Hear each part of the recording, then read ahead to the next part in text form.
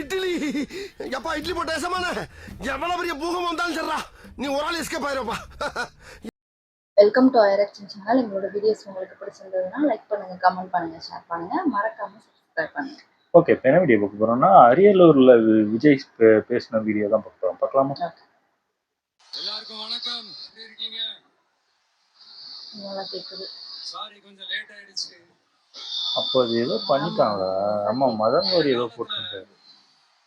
போருக்கு போறதுக்கு முன்னாடி போர்ல ஜெயிக்கிறதுக்காக இதுதான் அங்கேயும் சொன்னாங்கன்னு நினைக்கிறேன். குலதெய்வம் கோயிலுக்கு போய் சாமியை கும்பிட்டு தான் போருக்கு போவாங்களாம். அந்த மாதிரி அடுத்த வருஷம் நடக்க போற ஜனநாயக போருக்கு தயாராகிறதுக்கு முன்னாடி நம்ம மக்களை அங்க உங்க எல்லாரையும் பார்த்துட்டு போலான்னு வந்திருக்கிறேன்.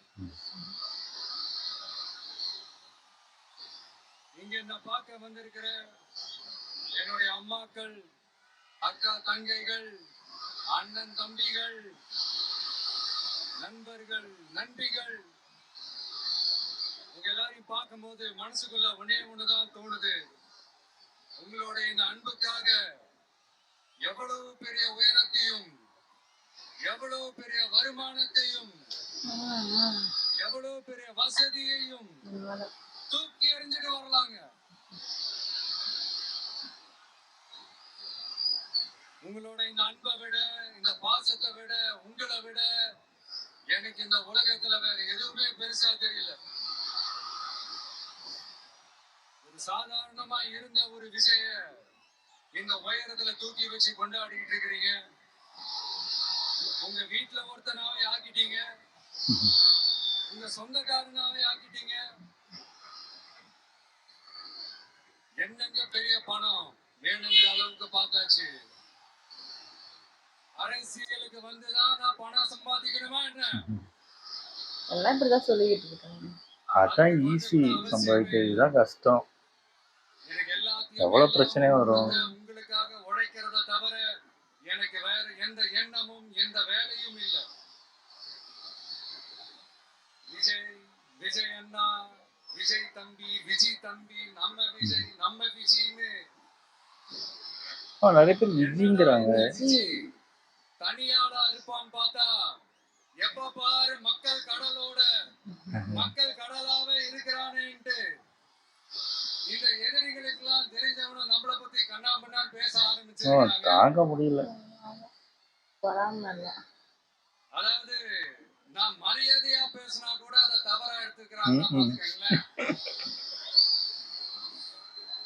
அங்கிள்னாலே மாமா நினைச்சுக்கிறாங்க. என்ன சொன்னாலும் அறிஞர் அண்ணா அவர்கள் சொன்ன அந்த பஞ்சு தான், வாழ்க வசவாளர்கள் அப்படின்னு சொல்லிட்டு போயிட்டே இருக்க வேண்டியதுதான்.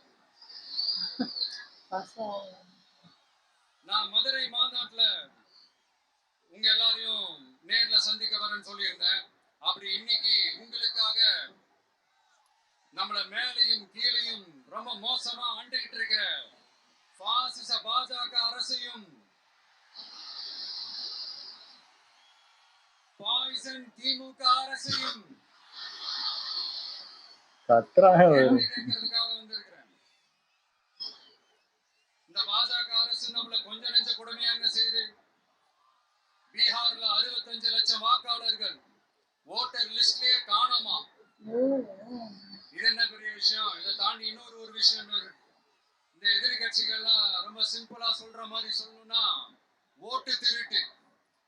வீட்டு நம்பர் 0ன்னு போட்டெல்லாம் ஓட்டர் ஐடி கார்டு கொடுத்துருக்காங்கன்னா பாத்துக்காங்களேன். ஒரு மோசமான வேலைகள் செய்யறாங்கன்னு பாத்துக்காங்க.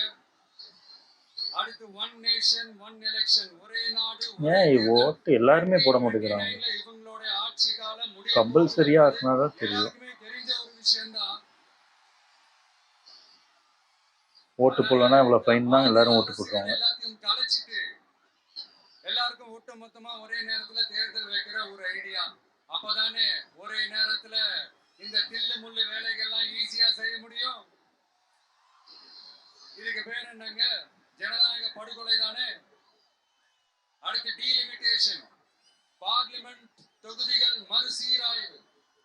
நம்ம சவுத் இந்தியாவை விட நார்த் இந்தியாவுக்கு அதிகமான பார்லிமெண்ட் தொகுதிகள் கிடைக்க ஒரு மோசடி வேலை ஒண்ணு செஞ்சுக்கிட்டு இருக்கிறாங்க. இதைத்தான் டிவிக்கு முதலையே எதிர்த்தோம், இப்பவும் எதிர்க்கிறோம், இனிமேலும் எதிர்ப்போம். அதனால இந்த SIR, one nation one election, delimitation, இதெல்லாம் எதிர்கட்சிகளை அழிக்கிறதுக்காக ரொம்ப ரொம்ப முக்கியமா நம்ம சவுத் இந்தியாவோட அந்த பவரை குறைக்கிறதுக்காக செய்யப்படுற ஒரு மோசடி வேலைகள். இது ஒட்டுமொத்த இந்தியாவுக்கும் பாஜக அரசு செய்யற ஒரு துரோகம். சரி, பாஜக அரசு தான் நமக்கு துரோகம் செய்யறாங்கன்னு பார்த்தா இங்க திமுக அரசு நம்மள நம்ப வச்சு ஏமாத்திக்கிட்டு இருக்கிறாங்க.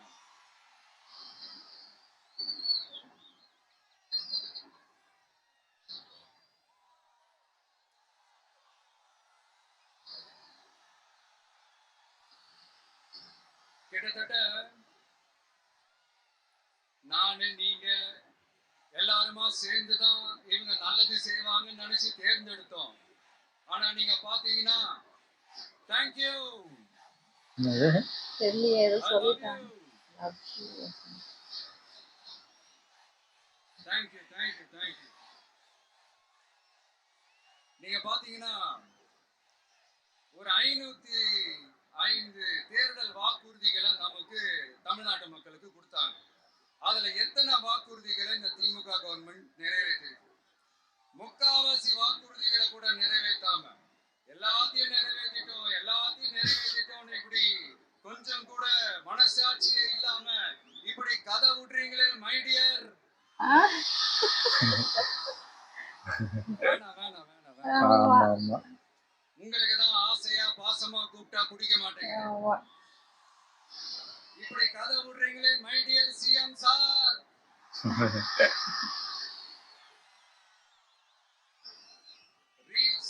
ரீல்ஸ் வேற ரியாலிட்டி வேற நீங்களே சொல்லிட்டு இப்போ நீங்க விடுறது அம்பட்டும் ரீல்ஸ் தான். அதுல எல்லாம் பாதியில அருந்தும் போயிடுச்சு.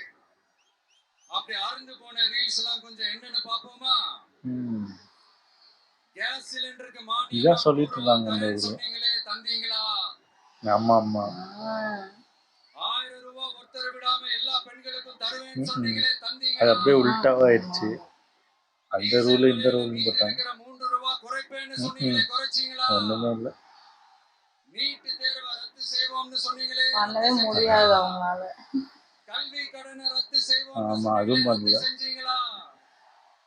வருஷத்துக்கு 10 லட்சம் பட்டதாரிகளுக்கு வேலை தருவேன்னு சொன்னீங்க. மீனவர்களை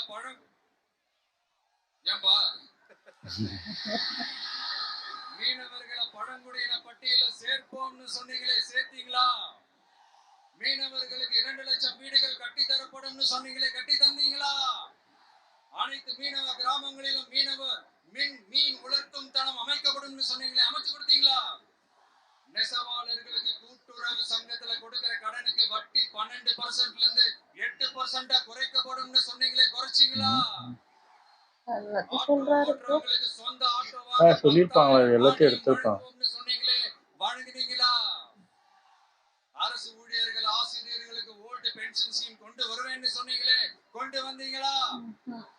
பகுதி நேர ஆசிரியர்களுக்கு பணி நிரந்தரம்னு சொன்னீங்களே, செஞ்சீங்களா? சத்துணவு மற்றும் அங்கன்வாடி பணியாளர்களுக்கு அரசு பணி உறுதின்னு சொன்னீங்களே, செஞ்சீங்களா? முதியோர் உதவித்தொகை 1500 ரூபாய் தருவேன்னு சொன்னீங்களே, தந்தீங்களா? தமிழகத்தில் இருக்கும் வேலை வாய்ப்புகள்ல 75% தமிழர்களுக்கு என்று சொன்னீங்களே, தந்தீங்களா? 3 லட்சத்துக்கு மேல் இருக்கிற காலி பணியிடங்கள் நிரப்பப்படும் சொன்னீங்களே, நிரப்புனீங்களா? தூய்மை பணியாளர்கள் பணி ஊதியம், ஓய்வூதியம் போன்ற கோரிக்கைகள் நிறைவேற்றப்படும் நிறைவேற்றினீங்களா? பணியாளர்களாக 25,000 பெண்கள் நியமிக்கப்படுவார்கள் சொன்னீங்களே, நியமிச்சீங்களா? ரேஷன் கடையில மீண்டும் உளுந்து வழங்கப்படும் சொன்னீங்களே, கொடுத்தீங்களா? கொடுக்கல. அனைத்து அரசு வேலை வாய்ப்புகளிலும் பெண்களுக்கு 40% முன்னுரிமை வழங்கப்படும் சொன்னீங்களே, கொடுத்தீங்களா? 35 வயதுக்கு மேற்பட்ட திருமணமாக ஆதரவற்ற பெண்களுக்கு கல்வி தகுதிக்கு ஏற்ப அரசு வேலை வழங்கப்படும் சொன்னீங்களே, நல்ல விஷயமா சொல்லிருக்காங்க. ஒண்ணுமே பண்ணல. வகுப்பு வாரியத்தின் கோரிக்கைகள் பரிசீலிக்கப்பட்டு மேற்கொள்ள நிறைய பேர் நம்பி போட்டிருப்பாங்க. அரசு வீட்டு வசதி மற்றும் குடிசை மாற்று வாரிய வீடுகளில் மாற்றுத்திறனாளிக்கு ஒதுக்கீடு செய்யப்படும் சொன்னீங்களே, செஞ்சீங்களா? இலங்கை தமிழர்களை காப்பாற்ற ஒரே தீர்வு பொது வாக்கெடுப்பு தான், அதை நடத்த வலியுறுத்துவோம்னு சொன்னீங்களே, செஞ்சீங்களா?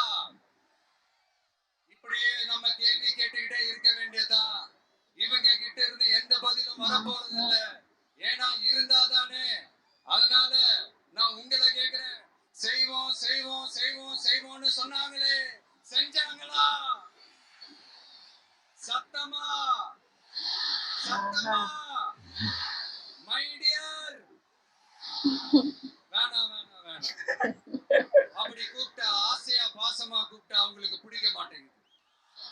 அதனால கேக்குதா மை டியர் சிஎம் சார், அவங்க பண்றது துரோகம்னா நீங்க பண்றது நம்பிக்கை மோசடி. இது ரெண்டுமே ஒண்ணுதான், ரெண்டுமே ஏமாத்து வேலைதான், இது ரெண்டுமே ஜனநாயக குற்றம் தான். இப்படி ஏமாத்துறதுல இவங்க ரெண்டு பேருமே ஒரே வகைரா தான்.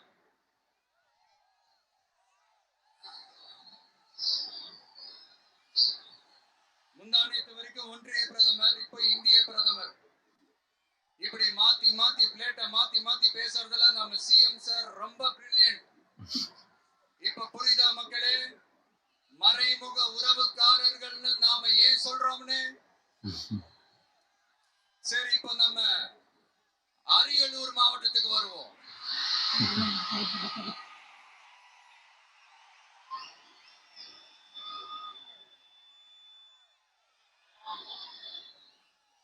தமிழகத்தோட வறட்சியான மாவட்டங்கள முதல் வரிசையில காலங்காலமா இருக்கிற மாவட்டம் தான் நம்ம அரியலூர் மாவட்டம்.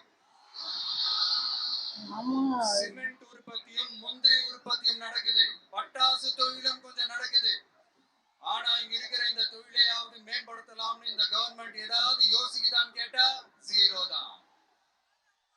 சிமெண்ட் ஆலைகளால ஏற்படுற மாசுபாட்டுல இருந்து மக்களை பாதுகாக்க என்ன நடவடிக்கை எடுக்கப்பட்டிருக்குன்னு தெரியல. யுனெஸ்கோவோட உலக மரபு சின்னமாக அறிவிக்கப்பட்ட கங்கை கொண்ட சோழபுரம் கோயிலை முறையாக பராமரிக்கணும். ஜெயங்கொண்டத்தில் ராஜேந்திர சோழனுக்கு மணிமண்டபம் அமைக்கலையே ஏன்?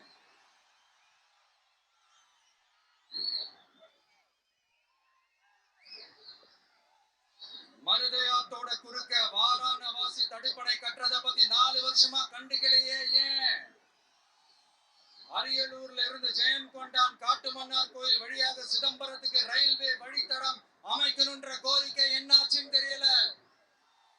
ஜெயங்கொண்டத்தில் இருந்து கும்பகோணத்திற்கு ரயில்வே வழித்தடம் அமைக்கணும்ன்ற கோரிக்கை என்னாச்சுன்னு தெரியல. அரியலூர்னாலே முந்திரி உற்பத்தி தான் பிரதானம், அதனால முந்திரி தொழிற்சாலை அமைக்கணும்ன்ற கோரிக்கை என்னாச்சுன்னு தெரியல. இந்த மாவட்டம் சொல்றாங்க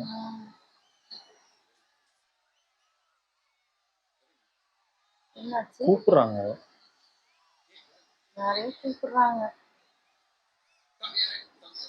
கீழே இறங்க சொல்றாங்க. ஏதோ ஏறி இருக்கான் போல இருக்கு.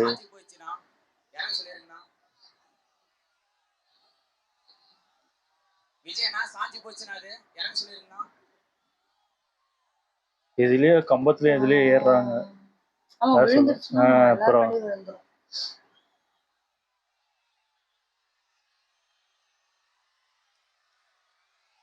குழந்தையெல்லாம் கூட்டிட்டு வந்திருக்காங்க. சார் அவர் இறங்க சொல்லுங்க.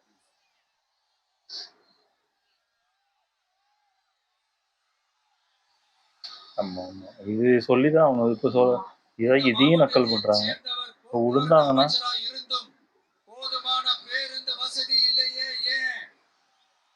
அந்த ஊர்ல இருக்கவங்களுக்கு தான் தெரியும். அந்த என்னடா இவன் வந்ததுல இருந்து கேள்வியா கேக்குறான், இவன் வந்தா என்ன செய்வான்னு கேக்குறீங்க அதானே? தீர்வை நோக்கி போறதும் தீர்வை காண்றது மட்டும்தான் நம்ம டிவிக்கோட லட்சியமே.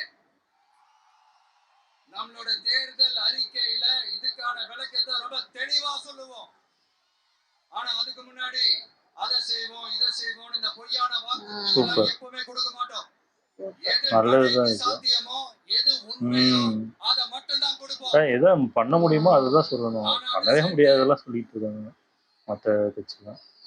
மருத்துவம், குடிநீர், ரேஷன், கல்வி, அடிப்படை சாலை வசதி, மின்சாரம், இந்த மாதிரி அடிப்படை விஷயங்கள்ல நோ காம்ப்ரமைஸ். பெண்கள் பாதுகாப்புல சட்டம் ஒழுங்கு பாதுகாக்கிறதுல நோ காம்ப்ரமைஸ். சிம்பிளா நம்மளுடைய விஷன் என்னன்னு சொல்லணும்னா, ஏழ்மை வறுமை இல்லாத தமிழகம், குடும்ப ஆதிக்கம் இல்லாத தமிழகம், ஊழல் இல்லாத தமிழகம், உண்மையான மக்களாட்சி, மன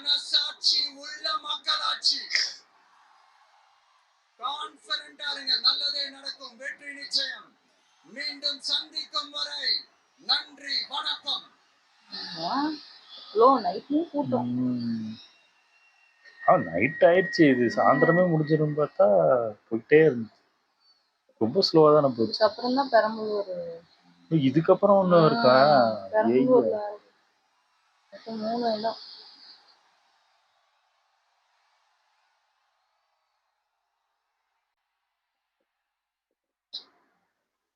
எப்பாடி தெரியல, இருட்டா இருக்கனால தெரியல.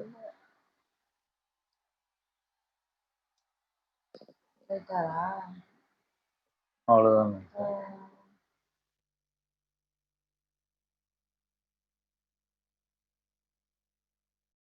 சூப்பர், நல்லா இருந்துச்சு. ஆனா அதுல நாங்க என்ன நினைச்சுக்கிட்டோம்னா, ஏதோ ஒழுங்கா எடுக்கல, வீடியோவே ஒழுங்கா எடுக்கலன்னு பார்த்தா மைக்கு ஏதோ கரண்ட் எல்லாம் ஆஃப் பண்ணி என்னென்னவோ பண்ணியிருக்காங்க. ஏன் இப்படி இறங்கி இப்படி பண்றாங்கன்னு தெரியல எனக்கு தெரிஞ்சு. ஏன்னா இது மற்ற கட்சி இப்போ முன்னாடி பாத்தீங்கன்னா திமுக அதிமுக அவங்கதான் எதிர்கட்சியா இருந்தாங்க. அவங்களுக்கு இப்படி பிரச்சனை கொடுத்து நான் பார்த்ததே இல்லை. இவ்வளவு ரூல்ஸும் அவங்களுக்குமே போட்டது இல்லை. மத்த எந்த கட்சியும் எவ்வளவோ கட்சி வந்துச்சு, எந்த கட்சிக்குமே இப்படி ஒரு ரூல் வரல. ஏன் விஜய்க்கு மட்டும் இப்படி ஒரு ரூல் போடுறாங்க?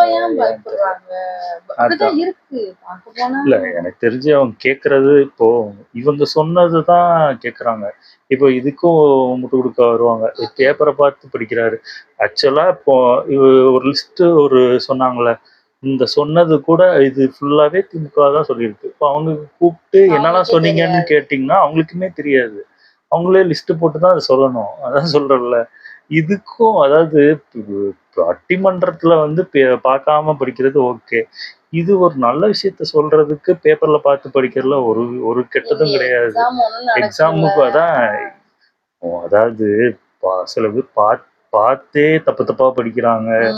அது என்ன சொல்றது, அந்த நம்பரே 1900னா இப்போ ரீசெண்டா ஒரு வீடியோ பார்த்தேன். என்னது 500 200 அப்படிங்கிற 5200 500 அப்புறம் 192க்கு 193 அப்படின்னு சொல்லிட்டு அதான் தமிழ்ல இங்கிலீஷ்ல வந்து அதை தப்பா சொல்றாங்க. எனக்கு புரியவே இல்லை உண்மையிலேயே. உங்களுக்கு அதாவது இது கூட தெரியலன்னா என்னன்னு எனக்கு தெரியல.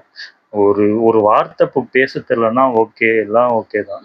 ஒரு நம்பர்ல தமிழ்ல சொல்றது கூட தெரியலன்னா அதை கரெக்டா சொல்றது தெரியல, அப்புறம் எப்படின்னு பாத்துக்கோங்க எவ்வளவு மோசமா இருக்கு. ஆமா, இப்போ என்ன பொறுத்தவரை என்னன்னா, இப்ப சிஎம் ஆகணும்னா தமிழ் எல்லாருக்குமே தெரியும். நம்மளோட லாங்குவேஜ், அதனால எல்லாருக்குமே தெரியும். இல்ல, தமிழ் தெரியணும்னு இல்ல, அதாவது அத தமிழ்ல வந்து அது சொல்றதையாவது ஒழுங்கா சொல்றது ஓகே தான். எனக்கு தெரிஞ்சு ஒன்று 2 வார்த்தை தப்பா பேசுறது, இப்போ நம்மளே டக்குன்னு உளறி ஏதாவது வார்த்தை, அதுக்கு நம்மளுக்கு தமிழ் தெரியலன்னு அர்த்தம் இல்லை, தமிழ்நாட்டுல பிறக்கலன்னு அர்த்தம் இல்லைல்ல. அந்த மாதிரிதான் சில வார்த்தை சில பேருக்கு வராது. அது நாக்குல அது சில பேருக்கு வராது. அது ஒண்ணும் பண்ண முடியாது. அதுதான் தமிழும் கண்டிப்பா அதை தெரிஞ்சுதான் ஆகணும். நம்ம இந்த ஊர்ல இருக்கனால தெரிஞ்சுதான் ஆகணும். அது ஓகே. இங்கிலீஷும் தெரிஞ்சிருக்கணும்னு நான் நினைக்கிறேன். ஏன்னா நம்மள சும்மா விடுறாங்களா? ஒரு இன்டர்வியூ போடல தமிழ்ல கேட்கறது அது ஒண்ணுமே பண்ண முடியாது. அது ஸ்டார்டிங்லேயே பண்ணிருக்கணும். அது இப்ப நம்ம அதை பத்தி பேச ஒரு பிரயோஜனம் கிடையாது. எனக்கு தெரிஞ்சு விஜய் சொன்னது கரெக்ட் தான். இப்போ ஒரு கட்சி இப்போ முன்னாடிலாம் பாத்தீங்கன்னா, நான் ஆட்சிக்கு வந்தேன்னா நான் இதை பண்ணி கொடுத்துருவேன் அப்படின்னு சொல்றதே ஒரு தப்பான ஒரு விஷயம் தான் எனக்கு தெரிஞ்சு. ஏன்னா அது நடைமுறையில அது பண்ண முடியுமானே நம்மளுக்கு தெரியாது. இப்போ அவங்க சொல்லிட்டு போயிடுறாங்க, நீட்டை நாங்க நிப்பாட்டிடுவோம், டாஸ்மார்க்கை மூடிடுவோம் அப்படின்னு சும்மா ஒரு வாய் வார்த்தையா விட்டுட்டு போயிடுறாங்க. அதுக்கு என்ன கேரண்டின்னு கேட்டிங்கன்னா பாருங்க, ஒண்ணுமே கிடையாது. அவங்க பாட்டு சொல்லிட்டு போயிடுவாங்க. அதுக்கப்புறம் அவங்க ஆட்சிக்கு வந்துட்டாங்கன்னா நீங்க கேட்டாலும் அது பதில் வர போறது இல்லை. யாரும் கேட்கவும் முடியாது, அதை கண்டுக்கவும் மாட்டாங்க. அவங்க இஷ்டத்துக்கு அவங்க இது வேலையை தான் பார்ப்பாங்க. இப்போ ஒண்ணுமே இல்லை. இப்போ மதுரை மாநாடுல இந்த மைடியர் அங்கிள் அப்படின்னு சொன்னாங்க. அந்த அங்கிளுக்கு அப்புறம் ஒரு வார்த்தையை அந்த கட்சியை பத்தி கேட்டாங்க. அதை பத்தி எந்த கட்சி தலைவர்களும் அதை பத்தி பேசல. அந்த அங்கிள்னு ஒரு வார்த்தையை மட்டும் தான் பேசினாங்க தவிர அதுக்கப்புறம் என்னெல்லாம் பேசினாங்க, அது என்ன எதுக்காக அதை யூஸ் பண்ணாங்க கூட அதை யாருமே பேசவே இல்லை. இதனால சொன்னாங்க, அதை பேசாம ஒரே ஒரு வார்த்தையை மட்டும் பிடிச்சிக்கிட்டாங்க. ஏன்னா அதுல அந்த பேசுனதுல வேற எதுவுமே பேச முடியாது. அதனால அந்த அங்கிள் ஒரு வார்த்தையை பிடிச்சி கெட்ட வார்த்தை இப்போ மற்ற கட்சிலாம் கெட்ட வார்த்தை போட்டு திட்டுறாங்க, அசிங்கமா பேசுறாங்க. இல்ல எனக்கு அதான் புரிய மாட்டேங்குது. இவங்க ஏதோ யோக்கிய மாதிரியும் இது அங்கிள்னாலே முதல்ல அங்கிள்னு இங்கிலீஷ் வார்த்தை வந்து அது சித்தப்பாவும் குறிக்கும், பெரியப்பாவையும் குறிக்கும். தெரியாத பக்கத்து வீட்டுக்காரனையும் அங்கிள்னு தான் கூப்பிடுறோம். அதுக்கு நான் என்ன மாமாவனா நம்ம கூப்பிடுறோம், அந்த மீனிங் கிடையாது. அத முதல்ல புரிதலே இல்ல அவங்களுக்கு. உடனே அங்கிள்னாலே மாமான்னு நினைச்சுக்கிறாதே தப்பான ஒரு இதுதான் எனக்கு தெரிஞ்சு. நிறைய பேருக்கு ஒண்ணும் புரியாம பேசிட்டு இருக்காங்க. அதான் நமக்கு எந்த அளவுக்கு எங்களுக்கு குவாலிஃபிகேஷன் எந்த அளவுக்கு கேக்குறீங்க, ஒரு இடத்துக்கு போனா இது தெரியணும் அது தெரியணும் போது இதே மாதிரி இந்த உதயா ஆள்றவங்களுக்கு அது வந்து அது இங்க இப்போ ஐபிஎல் ஸ்டார்டிங்ல அப்படியே கொண்டு வந்துட்டாங்க. இனிமேயாவது இது பண்ணிக்கிறது தான் எனக்கு தெரிஞ்சு அதான் சொல்றேன்ல. இதெல்லாம் நம்ம ஒண்ணுமே பண்ண முடியாது. அது எனக்கு தெரிஞ்சு அது இதுக்கப்புறம் யாராவது ஏதாவது பண்ணாதான் உண்டு. ஆனா அது ரொம்ப ரொம்ப ரேர் தான். அது நடக்கிற வாய்ப்பே இல்லை. எனக்கு தெரிஞ்சு இது சொல்றது எனக்கு தெரிஞ்சு கரெக்டா எனக்கு தோணுது. அது அதாவது நான் இது பண்ண போறேன், மக்களுக்கு நான் இப்படி பண்ணிடுவேன் அப்படி பண்ணிடுவேன்னு சொல்றதோட நாங்க வந்தோம்னா அது என்னெல்லாம் பண்ண முடியுமோ அதை தான் நாங்க பண்ணுவோம்னு சொல்றது கரெக்டான ஒரு விஷயம் தான். ஏன்னா எந்த கட்சியுமே நான் அப்படி சொல்லி நான் பார்த்ததே கிடையாது. எல்லாருமே நான் இது நான் வந்துட்டேன்னா டாஸ்க் மாதிரி மூடிடுவேன், வந்துட்டேன்னா நீட்டை நிப்பாட்டிடுவேன். இது எனக்கு புரியவே இல்லை. அது நடக்காதுன்னு தெரிஞ்சுமே அவங்க ஜாலியாக அவங்க பாட்டு சொல்லிட்டு போயிடுறாங்க. இதையும் நம்பி மக்கள் ஓட்டு போட்டுட்டு தான் இருக்காங்க நிறைய. அதான் அந்த லிஸ்ட்ல பார்த்தீங்கன்னா என்னென்ன விஷயம் நல்ல விஷயம் தான் சொல்லியிருக்காங்க. அது தப்பான ஒரு விஷயமும் இல்லை. எல்லாமே அது இவங்க நினைச்சா ஏதாவது பண்ண முடியும். அது வந்து எதெல்லாம் பண்ண முடியுமோ அதை மட்டும் சொல்லணும். பண்ணவே முடியாத விஷயம் நிறைய உள்ள ஜாயின் பண்ணி விட்டுட்டு இதெல்லாம் மக்கள் அவங்க படிக்காதவங்க இருக்கிறாங்க, நிறைய பேருக்கு அது தெரியாது. இதெல்லாம் ஈஸியா பண்ணி கொடுத்துருவாங்க போல இருக்கு அப்படின்னு நினைச்சுக்கிறாங்க. அப்போ அவங்கெல்லாம் இதெல்லாம் பண்ணி கொடுப்பாங்க போல இருக்கு நம்ம ஓட்டு போட்டா அப்படின்னு பண்ணிடுறாங்க. ஆமா ஆமா, ஒரு மாற்றம் வந்தாதான் கொஞ்சமாவது வித்தியாசமா இருக்கு தமிழ்நாடு. அதான் தெரியல, பார்ப்போம் இது என்னன்னு தெரியல. எனக்கு தெரிஞ்சு விஜய் அவங்க இப்போ பண்றது கரெக்டான ஒரு விஷயம்தான். எல்லா ஊருக்கும் போய் இது பண்றது எனக்கு தெரிஞ்சு நல்ல விஷயம்தான். இதை எனக்கு தெரிஞ்சு உங்களுக்கு இப்போ நாங்க விஜய்க்கு ஓட்டு போடுங்க அதெல்லாம் சொல்லல. இப்போதைக்கு பாருங்க, உடனே எல்லாரும் ஏத்துட்டு வந்து அது எப்படி ஒரு வருவாரு. உங்களுக்கு விருப்பம் இருக்கிறவங்களுக்கு தான் இல்ல, எங்களுக்கு தோன்றதுதான் நாங்க சொல்றோம். நாங்க இப்போ அவ்வளவுதான். இதுக்கு மேல என்ன சொல்றது, இப்போ நம்மளாம் தமிழ்நாட்டுலதான் இருக்கோம். தமிழ்நாட்டுல இருந்துகிட்டு மத்த ஊர்ல இப்போ இந்த வீடியோவே நான் மத்த ஊருங்கெல்லாம் இப்போ ரேக் பண்ணி போட்டுட்டு பயங்கரமா இது பண்ணிக்கிட்டு இருப்பாங்க. அதெல்லாம் அவங்களுக்கு தெரியவே தெரியாது. இங்க நடந்து இங்க ஓட்டு போறவங்க மத்த கட்சியை பத்தி மத்தவங்களுக்கு அந்த ரேக் பண்ணி போறவங்களுக்கு தெரியாது என்ன நடக்குது ஏது நடக்குதுன்னு. அவங்க இஷ்டத்துக்கு சொல்லிட்டு போயிட்டே இருப்பாங்க. ஆனா அதான் சொல்றேன்ல, இங்க இருக்கவங்களுக்கு தெரியும் அது மத்த கட்சியெல்லாம் என்ன பண்ணிருக்கு, என்னெல்லாம் பண்ணியிருக்காங்க, என்னெல்லாம் ஏமாத்திருக்காங்கன்னு எல்லாமே தெரியும். தெரிஞ்சும் நீங்க திரும்பியும் நான் அந்த குழிக்குள்ள தான் விழுவேன்னா ஒண்ணும் பண்ண முடியாது. சேர்ந்து விழ வேண்டியதான் எல்லாரும், அவ்வளவுதான். அப்புறம் அந்த திருச்சி, அரியலூர், பெரம்பலூர் 3 இதுலக்கும் போயிருக்காங்க. அவங்கலாம் வந்து உங்களோட கமெண்ட் வந்து சொல்லுங்க. ஆமா, யாரெல்லாம் நேர்ல பாத்தீங்க என்னெல்லாம் கமெண்ட்ல சொன்னா எங்களுக்கும் தெரியும். ஓகே, எங்க வீடியோஸ் உங்களுக்கு பிடிச்சிருந்தா லைக் பண்ணுங்க, ஷேர் பண்ணுங்க, கமெண்ட் பண்ணுங்க, மறக்காம சப்ஸ்கிரைப் பண்ணுங்க. எல்லாருக்கும்